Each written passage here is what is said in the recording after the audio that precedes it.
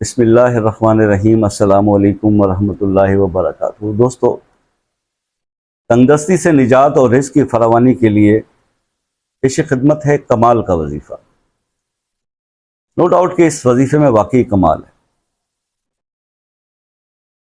بات یہ ہے کہ رزق کے لیے ایک بھائی کا کمنٹ آیا تھا پچھلے دنوں کو۔ میں رزق کے بارے میں ویڈیو زیادہ وظائف بتاتا ہوں تو وہ کہنے لگے کہ جی محنت کرنے سے سب کچھ ملتا ہے، وظائف پڑھنے سے کچھ نہیں ملتا، اور وظائف ہی کرتے رہنے سے اگر مالدار ہوتے تو پھر سارے مولوی مالدار ہو جاتے۔ اور اسی طرح تو میں نے یہ بھی پوچھا، یا میرے دل میں اس سوال کا ایک کاؤنٹر جواب یہ آیا کہ کیا محنت کرنے والے تمام لوگ دولت مند ہیں، ان کے پاس پیسہ ہے؟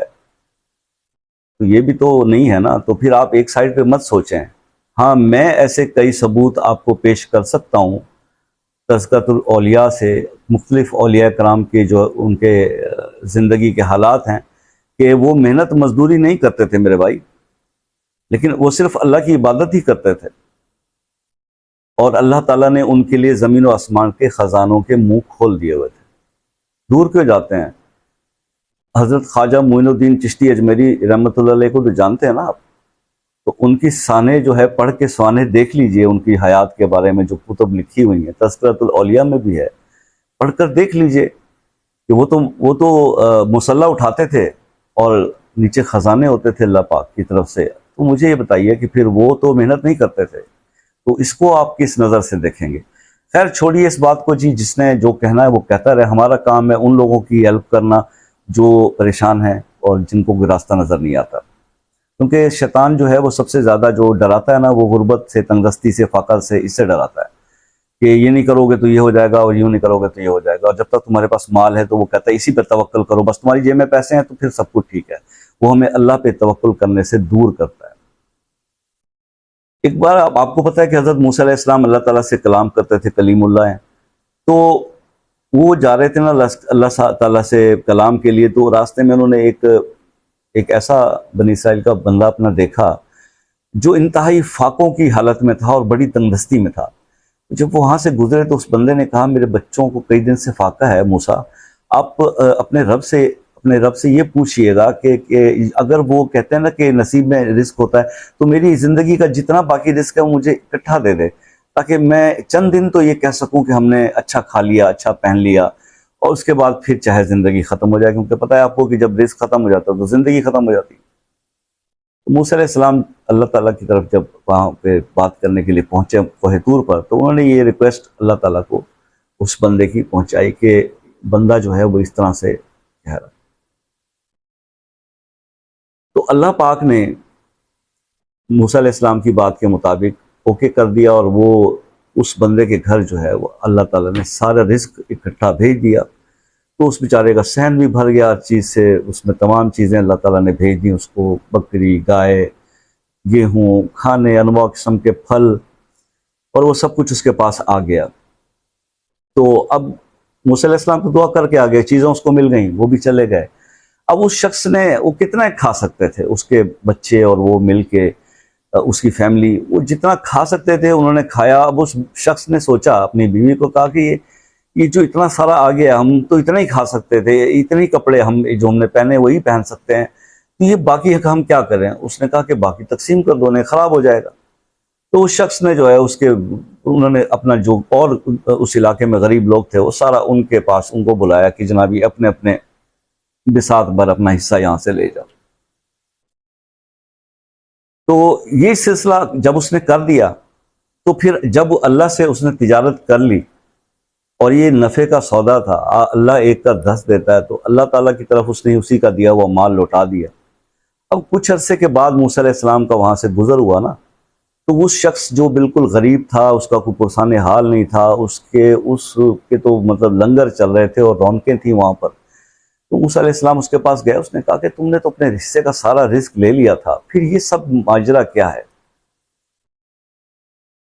تو اس نے بتایا جی کہ میں تو بس سب لے لیا تھا، اس کے بعد میں نے، اللہ کا مال تھا، مجھ سے نہیں خرچ ہو رہا تھا، میں نے بانٹنا شروع کر دیا۔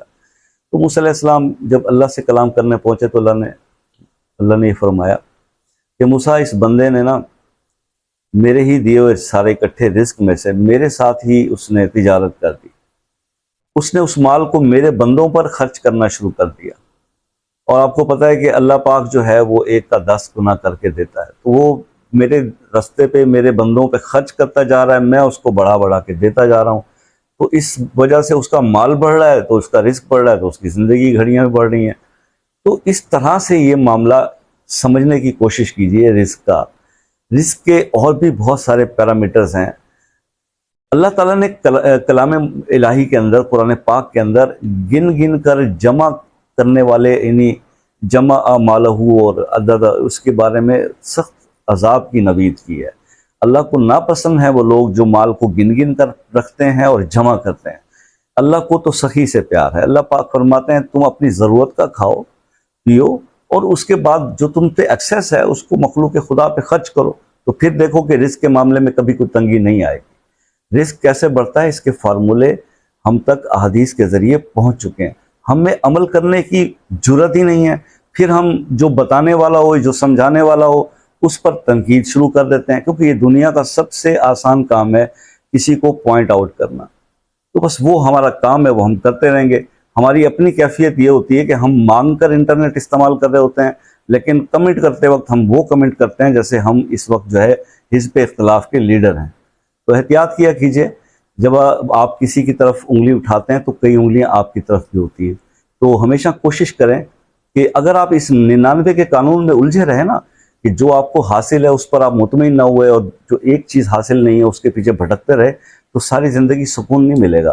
سکون جو ہے اسی میں ہے کہ جو اللہ نے دیا ہے اس پر تکیہ کریں اور اس پہ ہی قناعت کریں اور صبر اور شکر سے کریں, تو اللہ بڑھانے کی طاقت رکھتا ہے. تو یہ ایک بات تھی. اور دوسرا اسی طرح کا ایک واقعہ یہ تھا, کیونکہ ہم لوگ تو بہت ساری چیزوں کو مکس اپ کر دیتے ہیں نا, تو میں ہمیشہ آپ سے یہ گزارش کرتا ہوں کہ دوستو, اللہ پاک سے جب تم صلح کر لیتے ہو نا, صلح سے مراد یہ کہ سرنڈر کر لیتے ہو, معافی مانگ لیتے ہو, جھک جاتے ہو, اپنے گناہ مان بھی لیتے ہو, اور توبۃ النصوح کر لیتے ہو, یعنی دوبارہ جرم یا گناہ کی طرف نہ جانے والی سچی پکی توبہ, تو اللہ تعالیٰ جو ہے وہ اپنے آپ کے اوپر فراخی کر دیتا ہے, چیزیں بہتر کر دیتا ہے. لیکن اب اتنی فراخی کے ساتھ اب اس کو جب آپ نے بڑھانا ہے نا, تو بڑھانے کا پھر فارمولہ جو ہے وہ رسول اللہ نے دیا, اور اللہ نے سمجھا دیا کہ 1 کا 10 اگر آپ لگاؤ گے تو 10 گنا کر کے اللہ اس رزق کو واپس کرے گا. تو آپ اللہ کے مال میں سے اس کی مخلوق پر خرچ کرتے جائیں اور اپنے رزق کو بڑھاتے جائیں. یہ ہے اصل جو ہے وہ دین کے اندر اس کا اصل جو پہلو ہے رزق کے بڑھانے کا, جس کی طرف ہماری سوچ نہیں جا رہی. نو ڈاؤٹ ایسی بات, دیکھیے وظائف کا کرنے کا مقصد کیا ہے؟ وظائف کوئی ایسا کوئی چیز ہے کہ جس کے پڑھنے سے کوئی رزق جو ہے آسمان سے برسنے لگ جاتا ہے. وظائف بیسیکلی جتنے بھی ہوتے ہیں, جو بھی بتایا جاتا ہے, آیات بتائی جاتی ہیں جو رسول اللہ نے بتا دی, وہ ایز اٹ از بتائی جاتی ہیں. جو دوسری قرآن کی صورتیں جو مختلف اولیاء کرام کے تجربے میں رہیں, وہ یہ تھا کہ ان کے پڑھنے سے, اس کا ذکر کرنے سے اللہ راضی ہو جاتا ہے. آپ کثرت سے جب اللہ کو کسی نام سے پکارتے ہو, اللہ راضی ہو جاتا ہے, اللہ توجہ کرتا ہے. یعنی ایک فرشتہ جو ہے لفظ یا ارحم الراحمین پہ مقرر ہے کہ جب آپ 3 بار یا ارحم الراحمین بولتے ہیں تو فرشتہ منادی کرتا ہے کہ مانگنے والے مانگ, اللہ تیری طرف متوجہ ہے. تو یہ فضیلتیں ہیں ان ناموں کی. آپ اس کے بارے میں خدا کے لیے ایسے ویسے کمنٹ نہ کیا کریں, عمل کرنے کی کوشش کریں تاکہ زندگی آسان ہو جائے. تو میں آپ کو جو ہے اس کے بارے میں تھوڑا سا یہ وظیفہ ایک سن لیں, اس کے بعد پھر نیکسٹ ویڈیو. تو یہ تسبیح ہے یا علیم ہو یا حکیم ہو یا رؤوف ہو یا شافی ہو یا وہاب ہو. یہ ایک تسبیح ان اسماء کی آپ یعنی اس کو 121 بار پڑھ لیں, صرف 2 ٹائم کر لیں, ایک نماز فجر کے بعد اور ایک نماز عشاء کے بعد. اول اس کے پہلے بھی 11 بار درود ابراہیمی اور اس کے بعد بھی 11 بار درود ابراہیمی. یہ تسبیح کو آپ شروع کر لیجئے, 7 دن کر لیجئے, 11 دن کر لیجئے. صرف 11 دن یہ کر کے تو دیکھیے, اگر آپ جتنے بھی کرائسس میں ہیں مالی طور پہ, جتنے بھی کرائسس میں, 5 وقت نماز ضروری ہے, اللہ سے توبہ مانگنا ضروری ہے, اس کے بعد یہ عمل کیجئے. 11 دن کے بعد پھر مجھے کمنٹ کر کے بتائیے گا کہ جناب واقعی ہماری چیزوں میں بہتری آئی کہ نہیں. لیکن اس کے لیے دوسری شرط یہ ہے کہ ماں باپ اگر زندہ ہیں تو ان سے بھی ہاتھ جوڑ کے توبہ کر لیں, اگر ان کی گستاخی کی ان کو منا لیں, بہن بھائیوں کو منا لیں. یہ چیزیں ساری امپیکٹ کرتی ہیں آپ کے وظائف کے رزلٹ پر. تو اللہ تعالیٰ آپ کو کامیاب کرے جی. ملتے ہیں نیکسٹ ویڈیو میں, تب تک کے لیے اجازت دیجیے. اللہ حافظ.